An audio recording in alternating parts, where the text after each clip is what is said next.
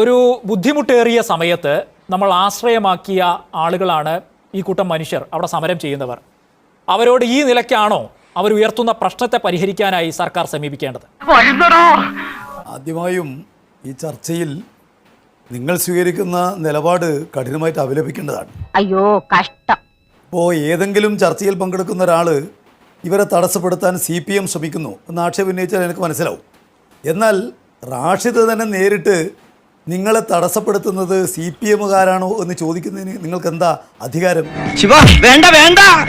CPM വഴിക്കിട്ട CPM ഓഫീസിൽ ചെന്ന് ഞാനൊരു പേപ്പറിൽ വെള്ളപ്പേപ്പറിൽ അപേക്ഷ എഴുതി തരണോ? ആ ചോദ്യം ചോദിക്കാൻ ശ്രീപ്രകാശൻ വല്ല കാര്യമുണ്ടോ? എന്തിനാണ് ഇങ്ങനെ ഇല്ലാന്ന് നടക്കണേ? അല്ലല്ല, താങ്കൾ പറഞ്ഞോളൂ, എന്താ അധികാരം എന്ന് ചോദിക്കാൻ താങ്കൾക്ക് എന്താണ് അധികാരം എന്ന് ഞാൻ തിരിച്ചു ചോദിക്കുന്നില്ല. ഞാനൊരു മാധ്യമപ്രവർത്തകർ എന്ന നിലയിൽ അവരോട് ചോദിക്കുകയാണ്. ഇന്ന് രാവിലെ മുതൽ മനോരമ ന്യൂസ് സംപ്രേഷണം ചെയ്തുകൊണ്ടിരിക്കുന്ന ഒരു വാർത്തയുണ്ട് ശ്രീ എം പ്രകാശൻ. അവിടെ പ്രാദേശികമായി CPM നേതാക്കളുടെയും ഉദ്യോഗസ്ഥരുടെയും നേതൃത്വത്തിൽ ആശാവർക്കർമാർക്ക് ഭീഷണി നേരിടേണ്ടി വരുന്നു എന്ന വാർത്തയുണ്ട്. അതിനെപ്പറ്റി ഞാൻ ഈ ചർച്ചയിൽ അവരുടെ പ്രതിനിധിയോട് ചോദിക്കുകയാണ്, നിങ്ങൾക്ക് CPM പ്രതിനിധികളിൽ നിന്ന് ഭീഷണി നേരിടേണ്ടി വന്നിട്ടുണ്ടോ എന്ന്. എന്താ തെറ്റ്? അതൊന്നും എനിക്കറിയാൻ മേല. ഇങ്ങനെ എന്തെങ്കിലുമൊക്കെ പറയുമ്പോഴേ എന്റെ മനസ്സിനൊരു സന്തോഷം ഉണ്ടാവും. ഭീഷണിപ്പെടുത്തുന്നത് ചോദിക്കാൻ എന്താ നിങ്ങൾക്ക് അധികാരം? എനിക്ക് അധികാരമുണ്ട്. ഞാനൊരു പൗരനാണ്. ഈ സംസ്ഥാന സർക്കാരിനടക്കം നികുതി കൊടുത്ത് ജീവിക്കുന്ന ഒരു പൗരനാണ്. ആത്യന്തികമായി അധികാരത്തെ കുറിച്ചൊന്നും ശ്രീ എം പ്രകാശൻ ദയവായി ചോദിക്കാതിരിക്കുക. ഇതൊക്കെ തിട്ടൂരമാണോ? ഇവനെ ഒന്നും പറഞ്ഞിട്ട് കാര്യമില്ല. തറവാട്ട് മഹിമ എന്ന് പറഞ്ഞ സാധനമുണ്ട്. അതൊന്നും ഇവന്റെ പടിവാളന്റെ 5 അയലോത്ര പോയിട്ട്. CPM കുറ്റപ്പെടുത്താൻ നിങ്ങളാരാ? പൊതുവാൾജി എനിക്കിനെ ചോര കളക്കണ്ടോ?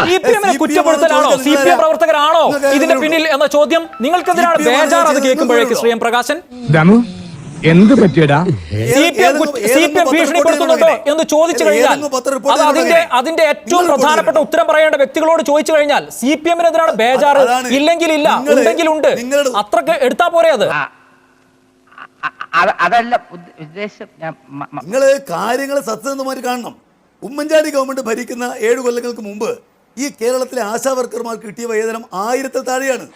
ഒരു ഉറുപ്പിക വർദ്ധിപ്പിക്കാൻ ആ ഗവൺമെന്റ് മുന്നോട്ടേക്ക് വന്നിട്ടില്ല. ഇപ്പോൾ കഴിഞ്ഞ 8 വർഷക്കാലമായിട്ട് ഭരിക്കുന്ന പിണറായി വിജയന്റെ ഗവൺമെന്റ് 1000 എന്നുള്ളത് വർദ്ധിപ്പിച്ച് ഇപ്പോൾ 7000 ഉറുപ്പികയാക്കിയിരിക്കുന്നു.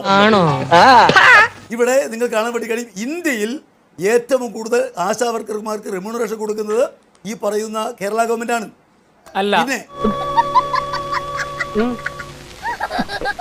എന്താ അതിന്റെ വസ്തുത നിങ്ങൾ പറഞ്ഞാട്ടെ? ഇന്ത്യയിൽ ഏത് സംസ്ഥാനമാണ് ഏറ്റവും കൂടുതൽ റെമ്യൂണറേഷൻ കൊടുക്കുന്നത് അല്ലെങ്കിൽ ഓണറേറിയം കൊടുക്കുന്നത്? ഉമ്മൻചാണ്ടി ഗവൺമെന്റ് കാലത്ത് കൊടുത്ത റെമ്യൂണറേഷൻ എത്രയാ? ഉമ്മൻചാണ്ടി സർക്കാർ പോയിട്ട് ഇപ്പൊ എത്ര കൊല്ലമായി ശ്രീ എം പ്രകാശൻ? കിട്ടേണ്ടതൊക്കെ കിട്ടിയല്ലോ, സമാധാനമായ